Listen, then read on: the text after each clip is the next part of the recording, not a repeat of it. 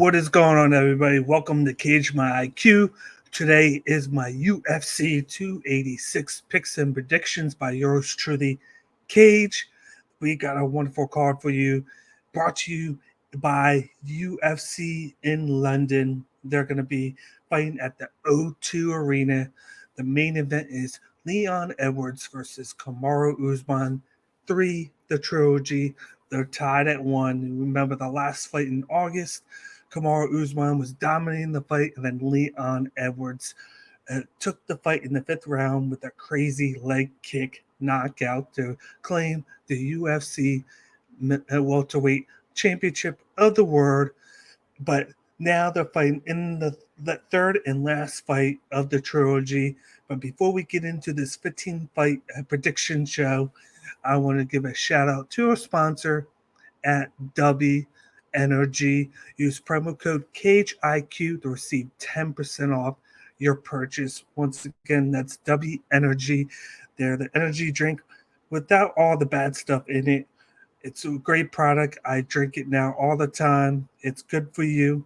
It allows you to get the energy without the crash at the end. Once again, W Energy, promo code CAGEIQ to receive 10% off your next purchase. Let's get right into the action now for you guys. The first fight that we have for you on this card is a women's flyweight matchup between the returning Veronica Hardy going up against Juliana Miller. We got Veronica Hardy, who is coming back out of retirement, the plus 325 underdog. Then you got Juliana Miller, the recent winner of the Dana White Contender Series. She is the minus 435 big time favorite in this matchup. Veronica Hardy is going to come in with the Muay Thai background, all about getting into the clinch. She has good hands, good leg kicks.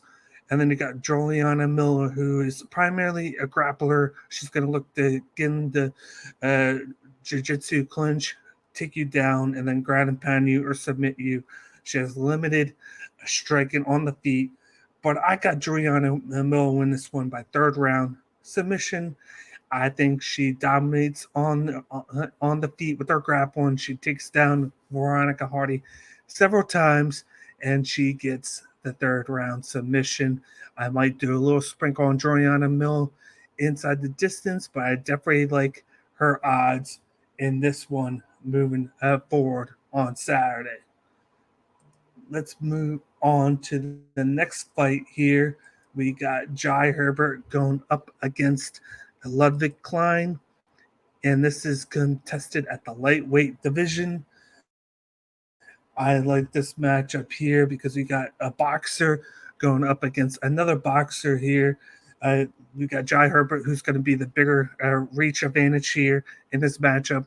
And then we got Ludwig Klein, who's more of a low volume power puncher who, whenever he hits, he is more precise. And he's all about controlling the middle of the octagon and pushing his own pace in a low volume fight. I got Ludwig Klein win this one by 2nd round knockout. Jai Herbert is going to be the better striker, quicker striker, and put in more volume. But he's been hittable in fights. And Ludwig Klein, in the fights that he wins, he tends to push the pace. He tends to get his opponents to fight his type of style. And then he gets that one punch that gets them stunned. And then he tends to get them out there. I like the fact that he throws those high leg kicks. He throws that precise right-handed jab. And he gets them, he sets them up with shots. And that's what he does. That's why you see the low volume. That's why in the decision fights that he wins, he always tends to just outstrike him by a little bit because of the fact that he controls the middle of the octagon. He moves well. And then he dodges a lot of punches. So I'm going Ludwig Klein in this one by knockout. I might sprinkle a little bit of it on it. It depends on what the odds are with minus 165. You can't beat that. You're going to have a lot of people going Jai Herbert with the plus 135. But I just feel like Jai Herbert has not looked well in his last couple of fights where he probably should have won them. Moving on to the next one, we got a women's flyweight matchup between Joanne Wood, who is going up against Luana, Carolina, at the women's flyweight division. I'm going with Joanne Wood in this one. She's minus 165. We got two Muay Thai specialists here. We got Luana Carolina, who has the bigger reach, but they have similar height. Luana Carolina, she relies too much on her athleticism, and she really doesn't have too much skill with how she throws her kicks or her punches. And then she usually utilizes her Muay Thai clinch with athleticism, and she can be kind of gingerly with how she throws knees or elbows in the clinch. I just like what Joanne Wood brings to the table. All of our losses are against top 5 in the division, so even though she's rocking a 3-fight losing streak, 4 of her last 5, they're all against top-tier talent. And what we've noticed from her in her fights is she's really good in the Muay Thai clinch. She will throw those knees up very well. She has power. She will always dance around her opponent, look to throw the leg kicks, fight from a distance, and then rush inside. And she's really good in the clinch. And I could see her getting this done inside the distance, but I like Joanne Wood in this one by decision. I just think she's going to throw more volume. She's going to move around, avoid the distance game that Luana Carolina would do, and she's more precise when they're inside the pocket. That's going to be the big factor there. She's going to be able to get off more inside the pocket than Carolina will. Carolina will be the better one outside the pocket, but I like Joanne Wood's pocket game here and in the Muay Thai clinch. So I'm going with Joanne Wood by decision here. Definitely look at Joanne Wood by submission in this matchup. That's going to have great odds if you want to sprinkle just a little bit, even if it's 0.5 units on that one. Keep an eye on that one. But I'm definitely going with Joanne Wood in this matchup by decision.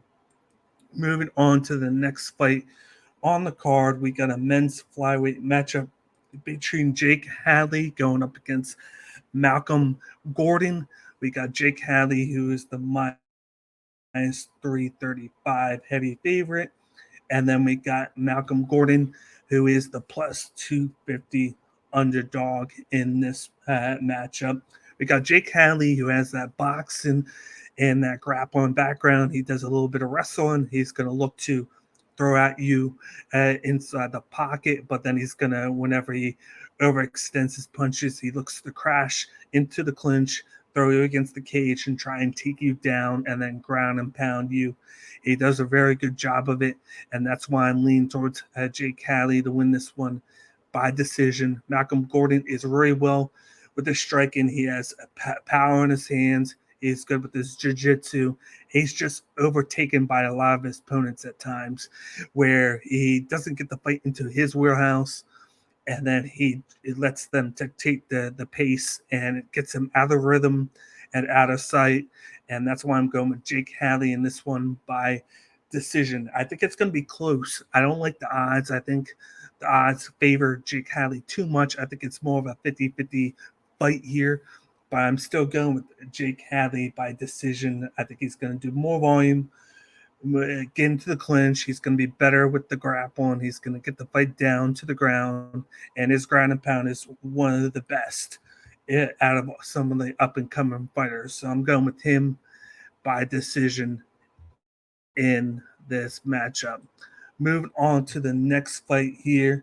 We got a men's middleweight matchup between Christian Leroy Duncan, the minus 210 favorite, which is crazy because he's the newcomer in this matchup. And then we got Duško Todorović, who is the plus 170 underdog here.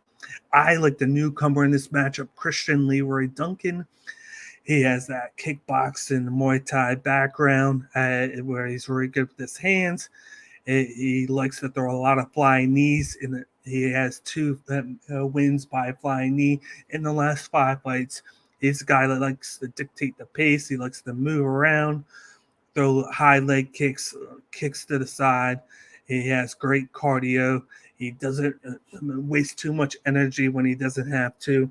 And he's always looking to throw right into the clinch to where he can grapple up, throw those knees and elbows. And he's a dynamic finisher. And he's going up against a guy who has a kickboxing background as well, and Duško Todorović, who has been known to be hittable at times. He's looked great in the last couple fights, but he did get dominated in the first round by Jordan Wright, but then came back and knocked out Jordan Wright when he let his cardio dwindle down to where he started to slow down, and Todorović took over that fight.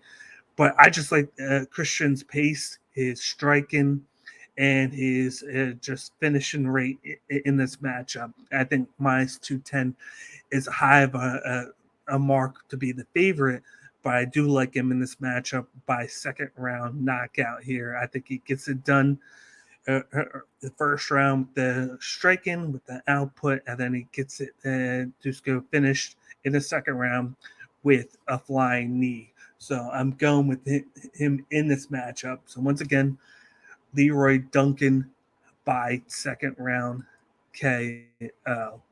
Moving on to the next matchup, we got Leroy Murphy against Gabriel Santos in the featherweight division. This is a late add-on to the card. Leroy Murphy is a minus 165 favorite, and Gabriel Santos is the plus 135 underdog. I'm going with the favorite here. I'm going with Leroy Murphy. He is the fighter from the UK. He is a dynamic finisher. He has great leg kicks. He has great hands. He's a good counter artist. He is undefeated. He has the one draw. He's a little overrated in certain aspects of the game, where he relies too much on the finishes to win fights. But I think Gabriel Santos is going to come in. He's going to look to use the power game. He's good inside the clinch, but this just pictures Leroy Murphy in this matchup. He's been game planning for a fight. Santos takes the fight on short notice, so he might come in not being able to be fully ready for a 3-round fight with Murphy. And I got Leroy Murphy by first round knockout here. I think he gets it done with his quick hands and quick movement. And even though I like Gabriel Santos with the move up to the UFC, I just don't think this is a great matchup right away for him. And now that he's caught up to the UFC. So I'm going Leroy Murphy, first round knockout.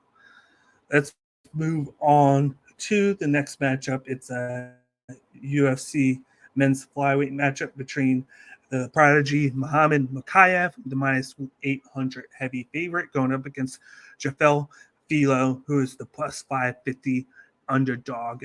I got Muhammad Mokaev by late round submission. I think he's going to dominate this fight with his grappling. You know, the Dagestanian grapplers are always heavy with the takedown game here.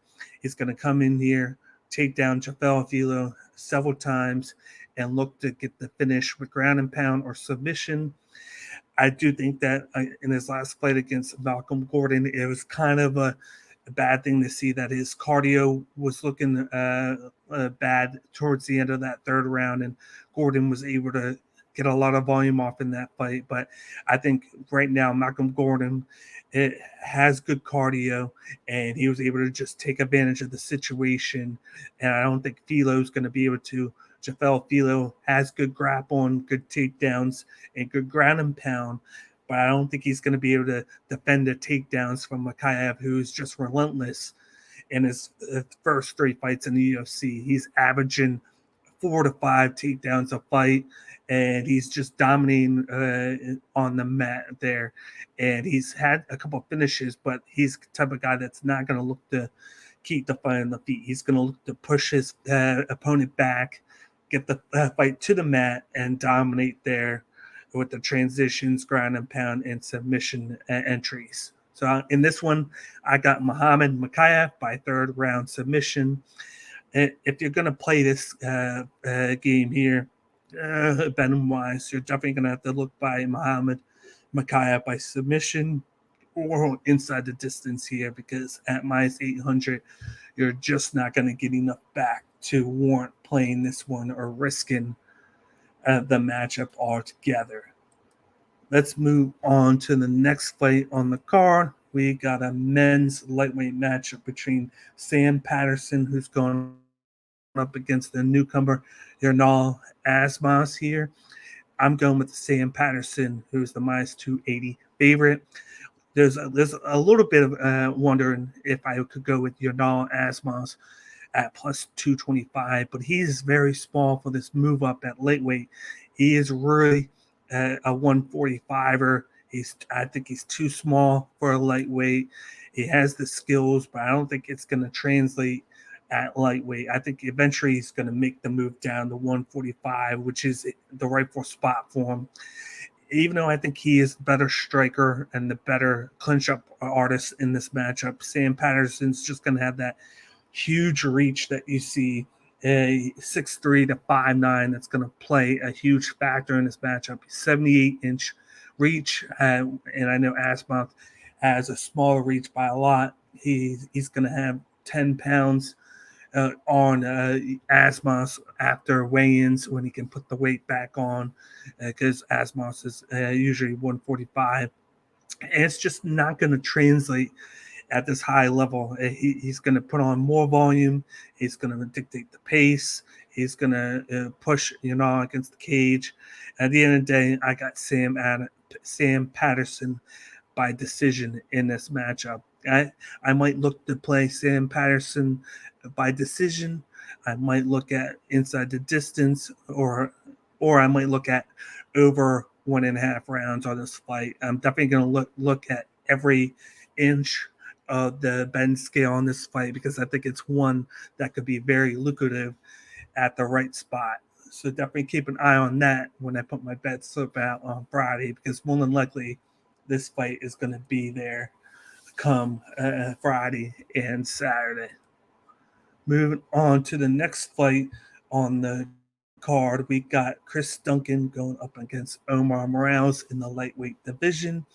We got Chris Duncan, who is the minus 105, and then we got Omar Morales, who's minus 115. This is basically a pick 'em.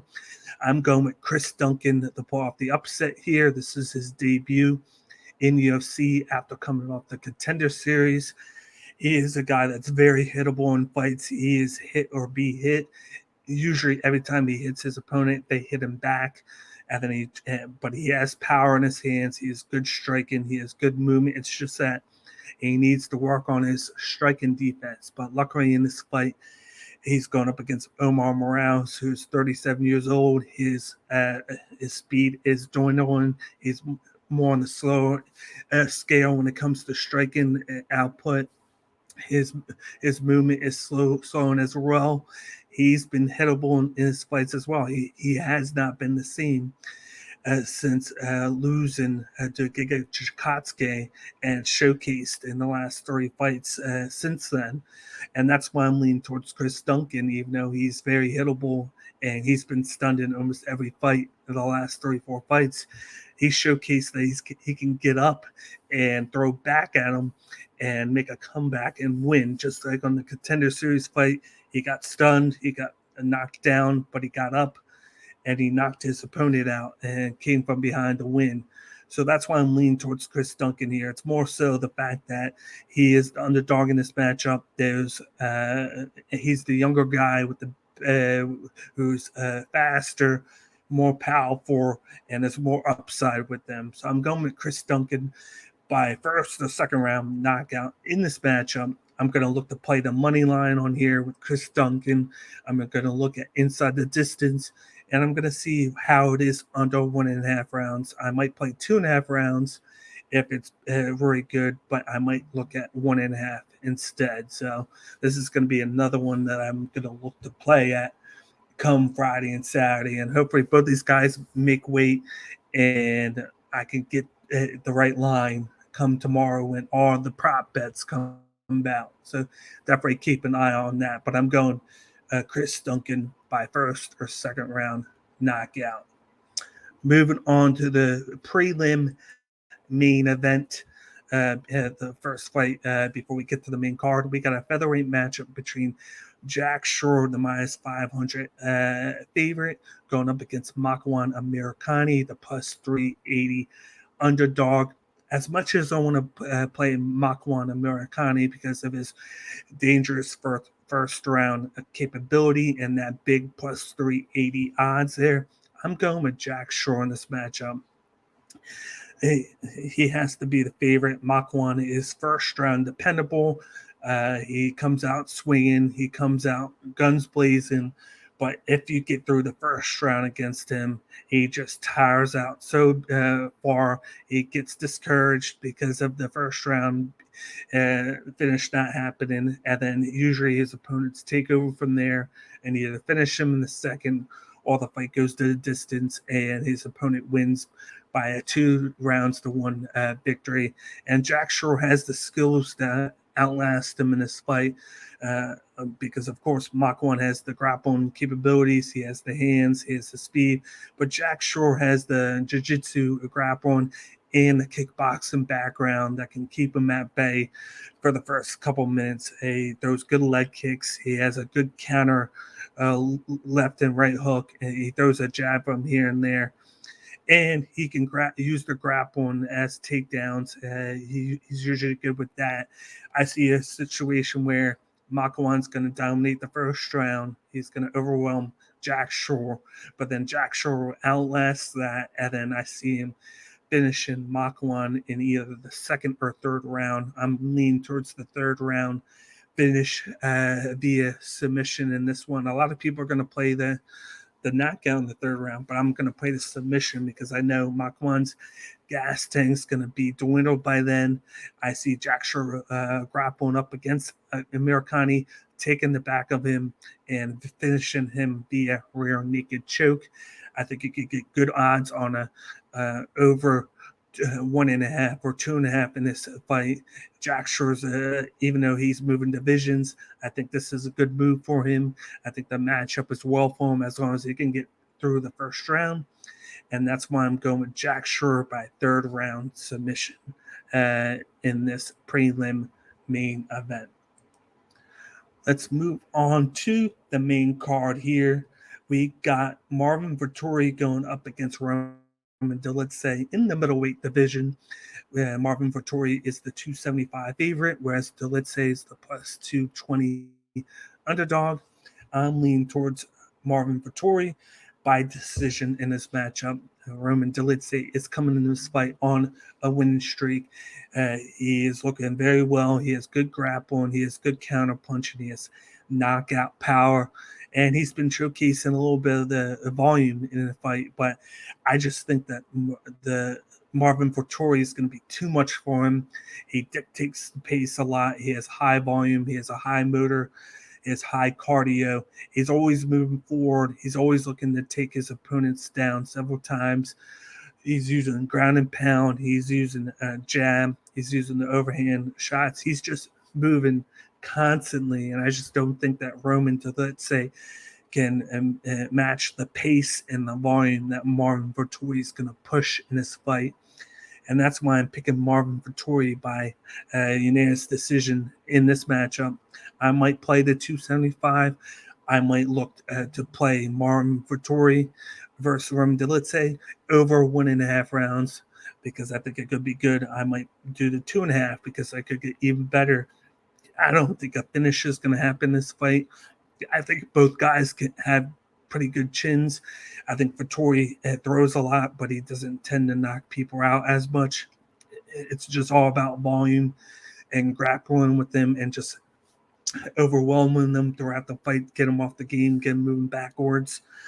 So there's a couple of threads I could go with betting wise, but I got to look at the odds tomorrow to dictate what I'm going to play with this matchup. But I might play one or two things with it. I'm just not sure exactly what I'm going to do until the odds show me where they're leaning towards. But in this matchup, I'm going with Marvin Vettori by decision over Roman Dolidze. Moving on to the next matchup on the main card, we got Jennifer Maia going up against the returning Casey O'Neill in the women's flyweight division. I'm going with Casey O'Neill by late finish in this matchup. I was a little hesitant to go with her at first because she's coming off of a major surgery that had her out for almost a year. But I love the minus 180 odds. I think the odds are like that because of her coming back from injury. So you kind of have to take it to what you can get with it. Usually she'll probably be like a minus 250 in a fight like this, but these are good odds for the situation here. If the fight's going to be standing, it's going to be good for Jennifer Maia because she's the better striker in this matchup. She's the better movement in this matchup, but she's just not the best with defending the grappling and the takedowns. And I think that's where Casey O'Neill is going to take over. I love the volume output from Casey O'Neill on the feet. I think she throws the throw and not necessarily knock people out. She's just giving people different looks. She's pushing them back. She's using the striking as an avenue to get to the grappling and to get to the ground. And once she does, she's very dominant in top or side guard positioning. She's always looking to move from one position to another. She's thrown a lot of ground and pound, and a lot of times the ground and pound is to get the opponent to move to their back to where she can take that for submission. So there's a lot of like avenues to go for Benham wise with this one. I'm definitely going Casey O'Neill minus 180 odds with the money line. I'm definitely going with that one. That's a guarantee. I might look to go with over 1.5 rounds as well. And I might look at Casey O'Neill by submission, or I might just look at Casey O'Neill inside the distance because I feel like the fight's not going to go to decision. I think she's going to dominate on the mat. I think she's going to get hit a little bit early when she's rusty, when she's trying to get a feel of Maia. But once she gets Maia to the ground, I think it's going to be case closed because Casey O'Neill's hard to get back up from. And her ground and pound's just vicious, and she has a really good submission game as well. So I'm going with Casey O'Neill by late submission finish, either round 2 or round 3 over Jennifer Maia. Moving on to the next fight, we got a welterweight matchup between Gunnar Nelson going up against Bryan Barberena in the welterweight division. Gunnar Nelson's the minus 375 favorite. Barberena is the plus 280 underdog. I'm going with the favorite here by decision. Gunnar Nelson, I think his grappling is going to be too much for Bryan Barberena in this fight. One of the big things is going to be, can Bryan Barberena stuff the takedowns and keep the fight standing? Because if he can do that, he is the better striker. He's the better fighter in like just striking exchanges. Gunnar Nelson is really good at getting into the clinch, taking the back of his opponents, force them to the mat, and then working on the ground right there. He has good striking and standing, but if the fight stays too long standing, it's going to benefit Barberena, who likes to get in these bar fights in the octagon. But you got to go with Gunnar Nelson. We've seen Bryan Barberena struggle against grapplers in the past. Just look at his fight against Jason Witt, who isn't the best fighter in the UFC, but he was able to take down Barberena several times, do a really good ground and pound, and then he even stunned Barberena on the feet. But he knew his game plan was to get the fight to the ground, and that's what Gunnar Nelson's going to do.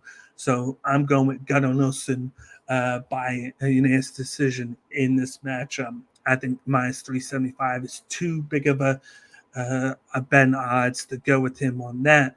I might look at minus 1.5 or 2.5 in this fight, but more so minus 1.5 because I know there's always a capability that Bryan Barberena could catch Gunnar Nelson and get that underdog victory in this matchup. So I might only look at over 1.5 if I'm betting on this fight, if anything.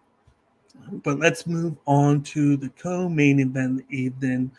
We got a big-time lightweight matchup between Justin Gaethje going up against Rafael Fiziev. We got Gaethje, who's the plus 190 underdog. And then we got Rafael Fiziev, who's the minus 240 favorite. I'm going with the underdog here. To me, this was a 50-50 matchup. You got Fiziev, who is the quicker striker. He's the better fighter when it comes to volume. He has better movement. He is more technical. But when it comes to him, it's less power and more about volume and more about output. Whereas Justin Gaethje has that finishing capabilities. He's trying to use all power, but he can do that at all times in the fight. He's looking for those uppercuts, overhand shots. He has that wrestling part of his game as well that gets overlooked a lot because he doesn't use it. And he's fought the better competition. A lot of people are going to be on Fiziev to win by decision because they think he's going to just overwhelm Gaethje with a volume. But I look at it, we've seen Fiziev get finished by Mustafayev in the past. We've seen him get hit and stunned in fights. And I feel like the plus 190 odds is just a big juicy odds to go with Gaethje. He has the capability to knock out Fiziev, and I still think he has it. A lot of people are talking about his age and if he can still compete after the last couple of fights. I think he can. He has a great camp. He has the great skills. I think he can utilize the grappling and the wrestling in this fight to neutralize the striking of Rafael Fiziev, and he can take the fight to the mat and grind and pound him and just drain on and wear on Fiziev in this matchup, because the longer the fight stays standing, it's going to benefit Rafael in this matchup. But I think Justin Gaethje gets it done. I'm going with second round knockout for him at plus 190 odds. I'm definitely going to bet him at the money line, and I'm definitely going to bet him by KO, TKO, or DQ in this matchup because it's going to be super plus odds, and you're going to definitely reap the rewards if he gets the victory here. So in this co-main event, I'm going with Justin Gaethje by second round knockout. Now we're on to the main event of the evening. We got Leon Edwards versus Kamaru Usman 3, the trilogy for the UFC welterweight championship of the world. I'm going with Kamaru Usman in this matchup. The first fight, he barely won it 2-1. In the rematch back in August, he was dominating the fight 3 rounds to 1. But then, of course, Leon Edwards made the smart decision to tell him that he needed the finish, to just throw caution into the wind and make things happen. And he caught Usman with the play in his left hand to get him looking at that. And then he kicked him with the high leg kick for the knockout. I think we're going to see back to basics with Kamaru Usman because we know Leon Edwards has the speed, he has the striking, he has the big-time boxing background. He's great with the movement. He's great just making things happen. He listens to his coaches, but I felt like the past 3 or 4 fights, Kamaru Usman got too stuck into boxing and striking with people, showcasing his jabs, showcasing his hands, moving around, standing, pushing people up against the cage, and just wanting to fight everybody else's fight against him, when his really big advantage in fights is his wrestling, taking the fight to the mat, neutralizing his opponents, just grinding out and wearing on the gas tank, and then being the guy with the better gas tank, the better grappling, and the just better skills in fights. And I think he goes back to that. I know Leon Edwards has great takedown defense, but I feel like Kamaru Usman's going to be able to just enforce his will on him. It'll just be like the Jorge Masvidal fight where he just pushes him against the cage, wears on him, throws a lot of knees, a lot of elbows, a lot of strikes inside the pocket. He just pushes his fight, wears on Leon Edwards, doesn't give him enough space to throw those shots, to throw those haymakers, to get any bit of game going. And I think he dominates this fight and wins by unanimous decision in this main event trilogy rematch here. I think Kamaru Usman's the way to go. That's why he's the minus 375 favorite, even as the challenger to the belt that he held until August, because of the skills, because he can beat you on the feet and he can beat you with his wrestling as well. But I think he goes back to the basics and he wrestles Leon Edwards to unanimous decision victory. I'm definitely going to look to bet Kamaru Usman by decision and Kamaru Usman versus Leon Edwards with the over in this fight, depending on what the best odds are round wise. Definitely going to look at over 3.5 rounds or over 4.5 rounds. I just don't see either of these guys finishing each other. Leon Edwards has a great chin. Usually Usman has a great chin, but he got caught with the leg kick last time, but now he's going to be better prepared here. I do think early we might see Usman be kind of tentative because he knew how he got finished in the last fight.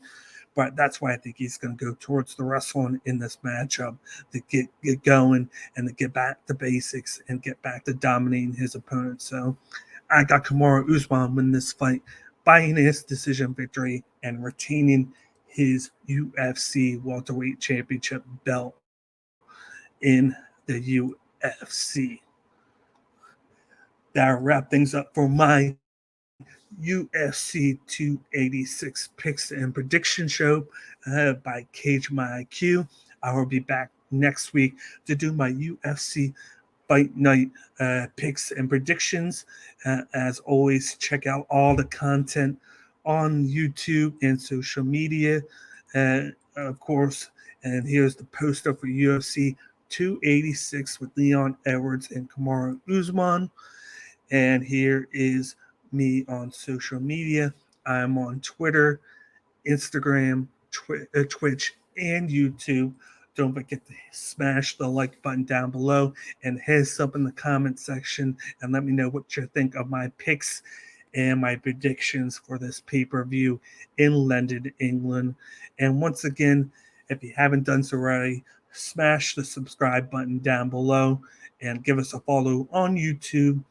We appreciate all the comments and all the feedback from all you guys watching my content that I bring you week in and week out. And be on the lookout for some of my interviews and wrestling content that I do as well. We got WrestleMania around the corner, so I'm going to be doing a big WrestleMania picks and prediction show in the next couple weeks. But other than that, I want to just get another shout out to our sponsor at W Energy. Use promo code CageIQ to receive 10% off your purchase. W Energy is the best energy drink because it's the drink that gives you energy without the crash at the end. And then, of course, definitely check us out every week on the Bloodline Entertainment Network. I have the cage bets that have been killing it. We just hit on +6 units on UFC Fight Night, Marvin versus Yanal. And check out all my interviews and all of my prediction videos on there as well. The BloodlineEntertainment.com. Check it out, and you can find them on Twitter, Instagram, and YouTube as well. I love checking out all the content on there, and you can find all my content on there as well. So check that out. But other than that, I will see you guys next week on another edition of Cage My IQ presents picks and predictions. Have a good day, and see ya, everybody else. See ya.